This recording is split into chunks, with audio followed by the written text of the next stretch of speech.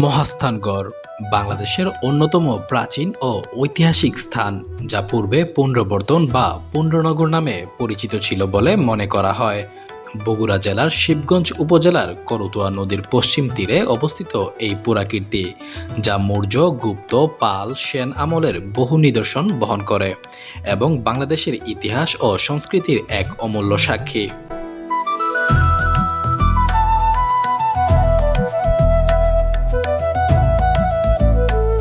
এটি বাংলাদেশের সবচেয়ে প্রাচীন নগরীগুলোর মধ্যে অন্যতম, যার ইতিহাস খ্রিস্টপূর্ব ৩য় শতাব্দী পর্যন্ত বিস্তৃত। বর্তমানে জায়গাটি একটি গুরুত্বপূর্ণ প্রত্নতাত্ত্বিক ও পর্যটন কেন্দ্র হিসেবে বেশ পরিচিতি লাভ করেছে।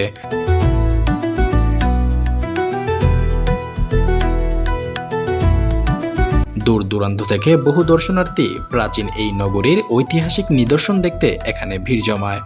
মহাস্থানগড় বাংলাদেশের এক গৌরবময় অতীতের প্রতিচ্ছবি, যা প্রাচীন বাংলার সমৃদ্ধ ইতিহাস ও সভ্যতার নীরব সাক্ষী হয়ে দাঁড়িয়ে আছে।